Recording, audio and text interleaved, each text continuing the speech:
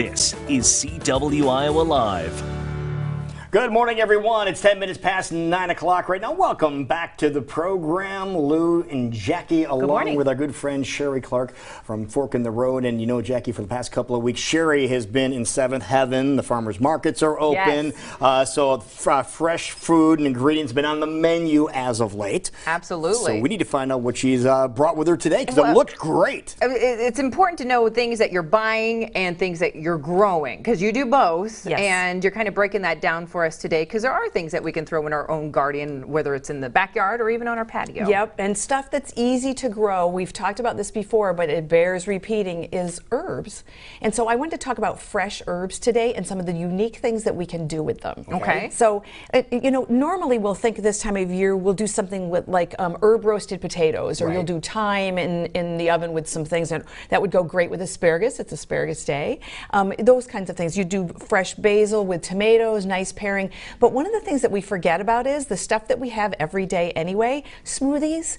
I want to talk about putting herbs in smoothies today. Really? Herbs yes, and smoothies. Herbs for and what smoothies. purpose? Is it nutritional, or is it just for a bump in flavor? It's a little bit of everything. Okay. It's because you know me. I'm a dealer here. Anytime I can get you to come here, my little pretty, drink a little bit more fruits and vegetables, eat a little more fruits and vegetables, I'm a happy camper. So anything I can do to shift the flavor so that your taste buds are entertained is a good thing. The second thing is there is a nutritional profile to any kind of a plant. And so herbs would be part of that category. And you prefer the fresh herbs, right? I prefer the fresh herbs when you can get them in season. They're in your yard.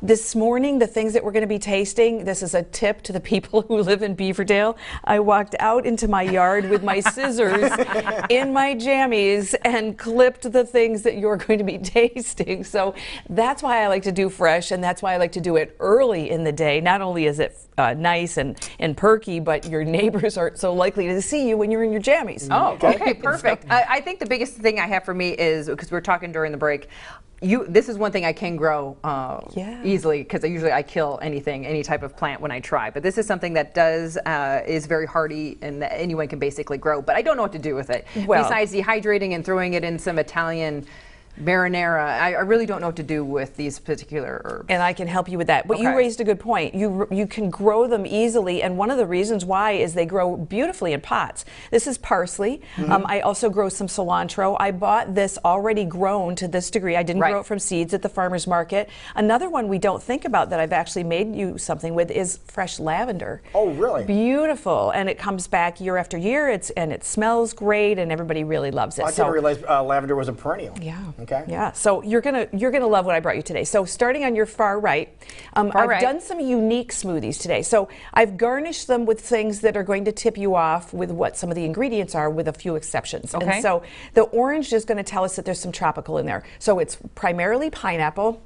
And I wanted to pick something that would go with pineapple, and cilantro makes a nice complement. So we're going from less herby to more herby. So we've got so the cilantro is a nice little complement to the pineapple. Cilantro and pineapple. I wouldn't have thought of that combination. Yes, it's a really nice flavor. And if you think about it, like sometimes in Mexican restaurants when they'll use some tropical fruits to garnish, or as one of their ingredients, they'll add cilantro. Cilantro being something that's used a lot in Mexican cooking. That's now, really good. I feel like cilantro is one of those things you either love or you hate. Yes. I love, so I enjoy this very much, but it is very heavy cilantro. It's got cilantro. If you don't like it, swap out and put some basil in there. Okay. It would be a nice... that is really a unique combination, and again, never would have thought of those two things going exactly. together. That's why you guys have me. Exactly. All right. Then moving to the center one, the tip off here is there's a sprig of parsley. Parsley and cilantro are the two things that look a lot alike, but that's what I thought that was for a second. Yep, they taste a lot different.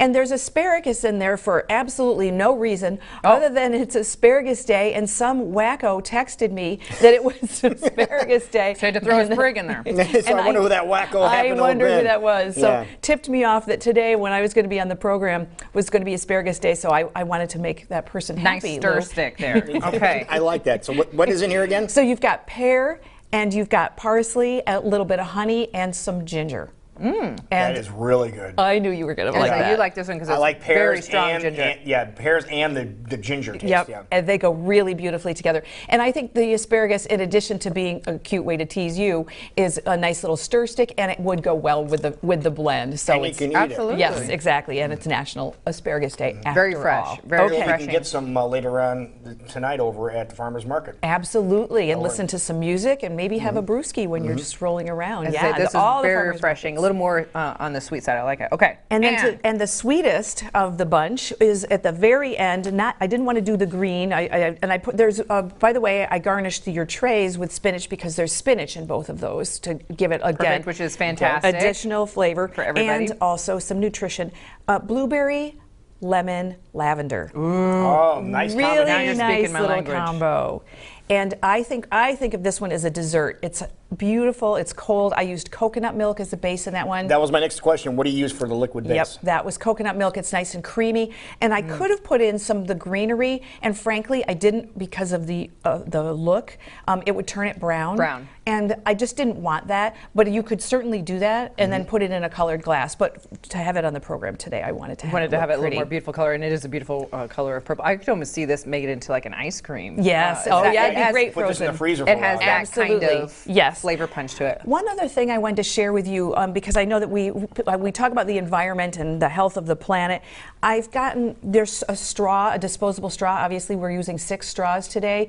And for people that are at home watching and are concerned about the environment, I'm going to make a suggestion that you also look at getting a glass straw. This is called a Dharma, and this is what I use at home rather than using the plastic disposable straws. It comes like this. You store it in a burlap bag so it doesn't get broken. There's a way to clean it. It comes with its own brush. So I just wanted to acknowledge that for the people, because I've had people reach out to me and say, hey, sometimes you're using disposables. I try not to, but there is something in the back of my mind every time I do it. Yeah, Okay. You're talking about bringing some of the herbs here and getting them growing, and we were talking before we went on the air about if you had any suggestions for mint, because the gardens are going. You have the tomatoes are starting to take root now. They're starting to get large, and they might have a plot or an area that you can still grow some things, and I thought it'd be cool to grow some mint. And your eyes got about the size of saucers when I said that. Yeah, and I said, Lou, if you have a small area and you think it would be nice to grow some mint, next year you're going to have a very large area with a whole ton of mint, and the year after that it's going to get even worse. So I'm not telling you not to grow mint. Mint is a fabulous thing to grow, but remember that it's an invasive plant and it will take over, and it grows very big. And a member of the mint family is catnip, and I had actually brought this on because I'm going to appeal to viewers and ask them to send me a recipe that uses catnip, because I have so much of it. I grew it for my cat, and now it's taken over my yard, and I don't have a recipe. So For humans. For humans, not just for cats? Yeah, catnip tea. Think about catnip. Catnip tea is Does it do the same thing to you as it does to your cat, or not? I don't get crazy. Yeah, that's when I was out in my pajamas this morning. Yeah, you don't get crazy yet. She drinks catnip tea, and she was out with her Catnip pajamas and a cup pair of coffee. scissors early this morning.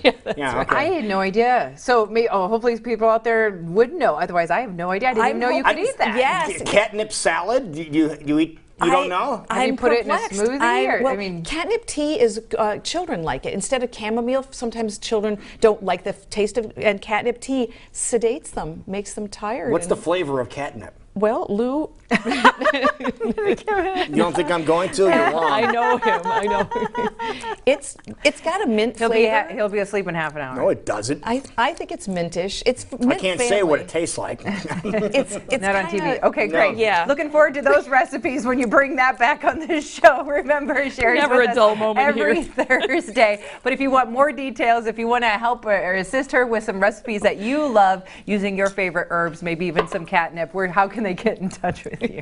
if they want to. There's no recipe for catnip. People don't eat There's a catnip. reason. Not based on that. We'll change that. Go to info@fork-road.com to send me an email, or visit my website, If you don't like somebody, you'll make something with catnip, is what I'm guessing, okay? Oh, there's Well, probably a stop really sending good me- recipe No, there's out there not. No, somewhere. there's not. Stop sending me random texts about what to do, and I'll stop telling you what to do. Okay, perfect. Thank you so much. Whether you buy it at your local farmer's market or try to grow it yourself, we're giving you great tips on how to make healthier steps in your life, courtesy of Fork in the Road with Sheree Clark. Thank you so much. Yeah, here's a tip. Don't eat catnip. Okay.